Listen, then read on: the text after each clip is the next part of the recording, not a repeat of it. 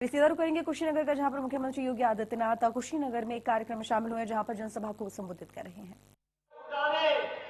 कुशीनगर से उड़ती हुई दिखाई देती और खासतौर पर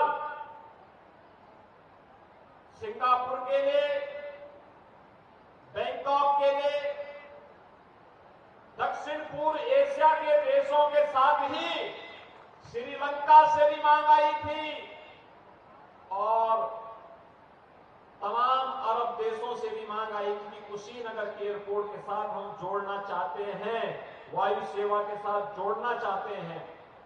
देश के अंदर से तो हर एक जगह से डिमांड है, लेकिन यह सपना भी बहुत जल्दी साकार होगा जब अंतर्राष्ट्रीय एयरपोर्ट के रूप में अंतर्राष्ट्रीय उड़ानें कुशीनगर एयरपोर्ट से प्रारंभ होती हुई दिखाई देंगी। विकास की इसी प्रक्रिया को आगे बढ़ाते हुए जब स्थानीय सांसद श्री विजय दुबे जी ने और श्री विवेकानंद पांडे जी ने मेरे सामने इस बात को कहा कि तहसील भवन जल्दी चालू हो जाए,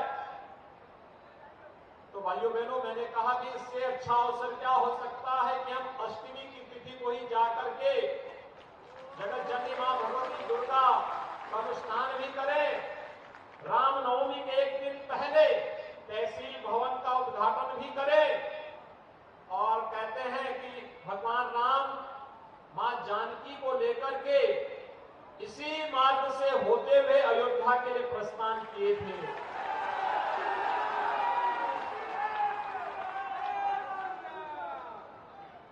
कुशीनगर का अपना आध्यात्मिक महत्व है। भगवान राम से जुड़ी हुई स्मृतियां आज भी यहां पर बांसी में लोग उस रूप में संजोए हुए हैं। भगवान बुद्ध से जुड़ी हुई स्मृतियां, उनकी महापरिनिर्वाण स्थल इसी कुशीनगर जनपद में है।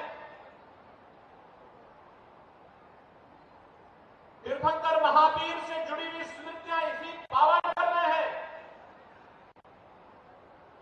यानी हर कालखंड में किसी न किसी महत्वपूर्ण घटना का साक्षी यह जनपद रहा है। आध्यात्मिक रूप से भी, धार्मिक दृष्टि से भी और भारत की समृद्धि में योगदान करने, उत्तर प्रदेश की समृद्धि में योगदान करने के लिए अपनी कृषि की सर्वाधिक उपजाऊ भूमि के माध्यम से लाखों लोगों के हाथों को कार्य देने वाली विकास की प्रक्रिया को आधुनिक तरीके से आगे बढ़ाने वाले प्रगतिशील किसानों के कारण कुशीनगर जनपद की अपनी एक पहचान है।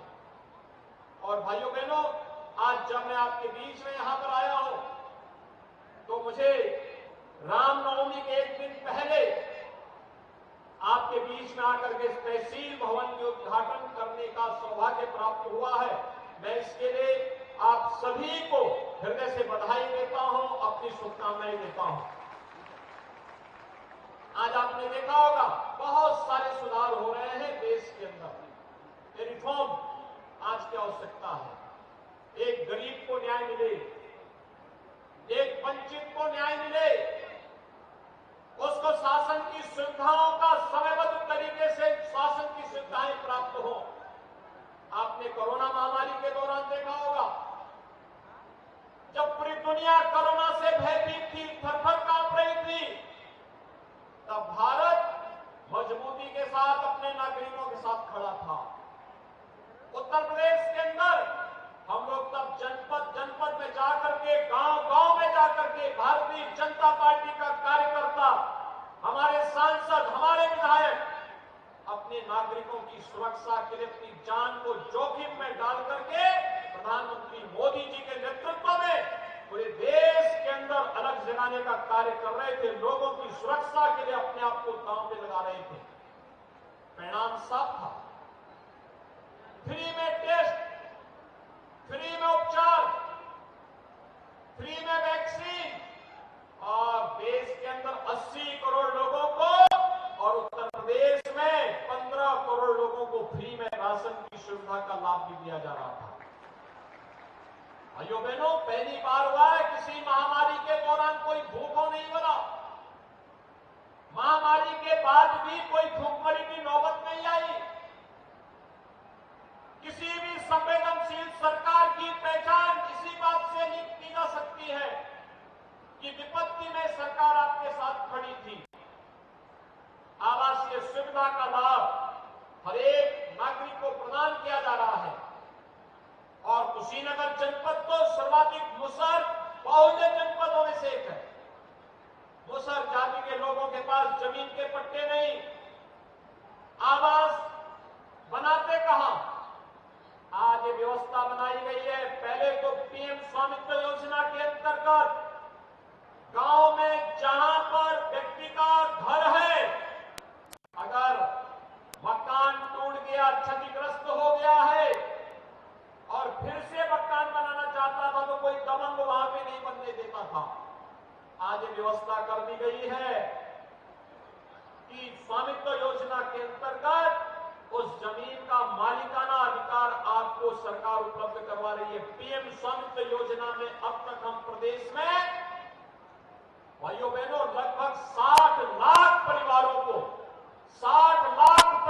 को प्रधानमंत्री स्वामित्व योजना के अंतर्गत घरौनी उपलब्ध करवा चुके हैं। यानी ये 60 लाख लोग आजादी के बाद अब तक उत्तर प्रदेश के अंदर कभी अपनी जहां पे पुश्तैनी मकान बना हुआ है उस मकान पर उनका अधिकार नहीं था, उस मकान की जमीन पर उनका अधिकार नहीं था। आज 60 लाख परिवारों को जब उनके स्वामित्व का लाभ दे दिया गया है, अब वे चाहे तो उस घरौनी के माध्यम से लोन लेकर के अपना व्यवसाय भी कर सकते हैं। कोई उनको रोक नहीं सकता है। अगर कल कभी मकान को नए सिरे से उनको बनाना होगा, कोई उनको रोक नहीं सकता है। वे आसानी से अपना मकान बना सकते हैं। रियल टाइम खतौनी की सुविधा आज आप जाते होंगे तहसील में, अब कोई लेन देन नहीं कर सकता है, तत्काल आपको ऑनलाइन आपको सारी सुविधा उपलब्ध हो जाएगी।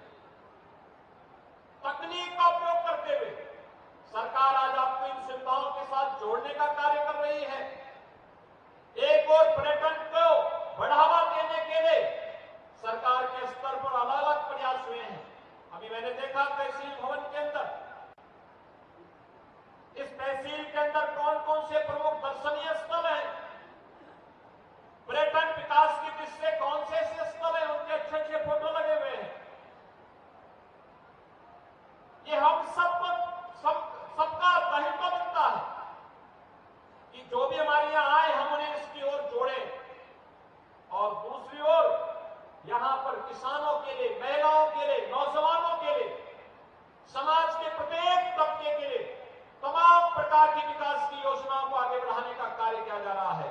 और कृषि बाहुल्य होने के नाते ही इस बार हमारी सरकार ने तय किया कि कुशीनगर जनपद अपनी ऐतिहासिक पृष्ठभूमि के लिए अगर जाना जाता है तो कुशीनगर जनपद को हम एक कृषि और प्रौद्योगिकी विश्वविद्यालय भी देंगे। और भाइयों बहनों, हमने कुशीनगर जनपद के लिए भी स्वीकृत कर दिया है। बहुत शीघ्र आने वाले हैं उसके शिलान्यास के लिए भी आपके जनपद में बहुत शीघ्र आएंगे। कुशीनगर, देवरिया, महाराजगंज, गोरखपुर, बस्ती, संत कबीर नगर, मऊ, बलिया, आजमगढ़, ये सभी जनपदों के लोग, सिद्धार्थनगर, यहाँ के लोग इस कृषि विश्वविद्यालय से लाभ लेके यहाँ के नौजवानों को कृषि और प्रौद्योगिकी के क्षेत्र में देश और दुनिया के अंदर क्या कुछ हो रहा है उसका अध्ययन करने का अवसर को प्राप्त होगा ही। किसान को समय पे बीज मिले, अच्छी तकनीक मिले और ईश्वर की कृपा तो इतनी ज्यादा है इस धरती पर कि पानी तो यहाँ 10 फुट पर प्राप्त होता है और मीठा पानी प्राप्त होता है। दुनिया पानी के लिए तरस रही है और आपके पास प्रचुर मात्रा में जल संसाधन है। ये चीजें इस बात को दिखाती है कि आपके पास सामर्थ्य है और उस सामर्थ्य को आज हम सबको समृद्धि के साथ जोड़ना है।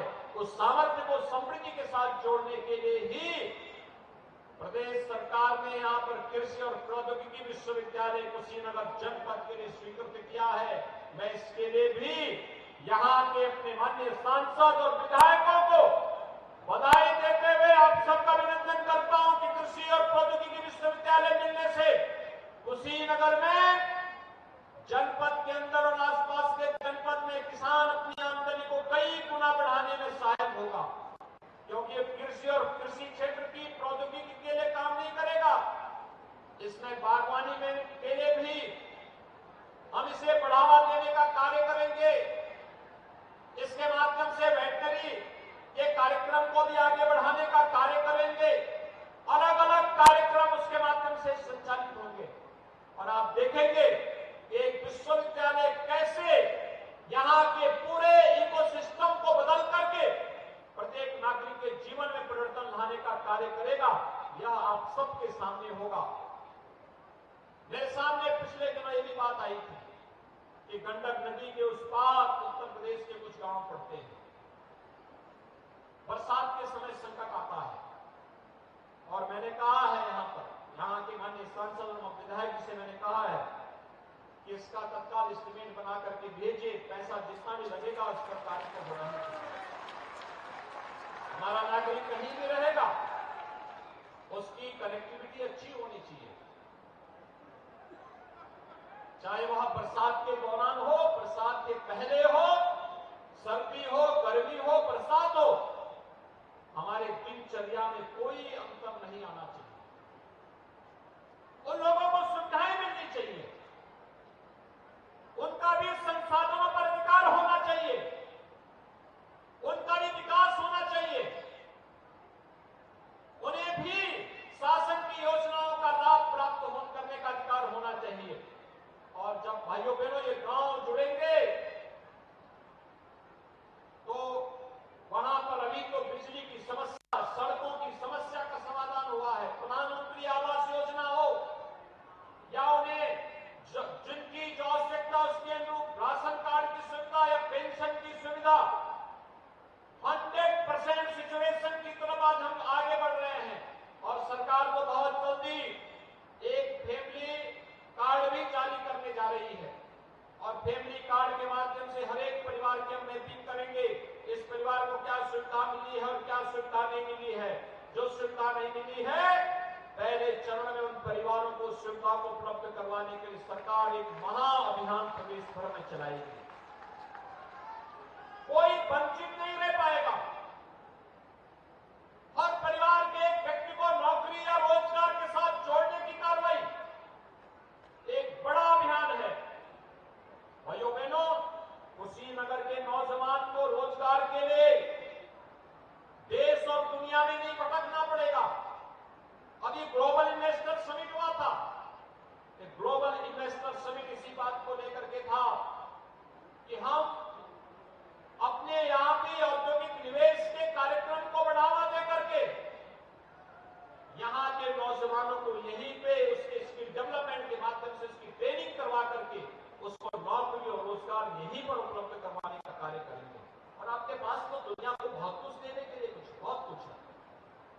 बायोफ्यूल के माध्यम से, इथेनॉल के माध्यम से, ये जितनी चीनी मिलें यहाँ की है, ये चीनी मिलें ठीक ढंग से काम करना प्रारंभ करें और इथेनॉल का भी निर्माण करें। जितनी चीनी मार्केट की आवश्यकता है, देश की आवश्यकता, उतनी चीनी बनाएंगे, शेष इथेनॉल का निर्माण करेंगे। भाइयों बहनों, इथेनॉल के लिए हमें अरब देशों पर या दुनिया के किसी देश पर निर्भर नहीं रहना पड़ेगा। हमारी चीनी मिल ही डीजल और पेट्रोल देने का काम कर देगी। ये इथेनॉल से ही हमारे ट्रैक्टर चलेंगे, इथेनॉल से ही हमारी कार, हमारी मोटरसाइकिल चलेगी। अब तकनीक वहां बढ़ चुकी है, अब आपको डीजल और पेट्रोल के लिए खर्च नहीं करना पड़ेगा। डीजल और पेट्रोल के लिए किसी देश पे आश्रित नहीं रहना पड़ेगा। 16 लाख करोड़ रुपए का डीजल और पेट्रोल पे भारत खर्च करता है।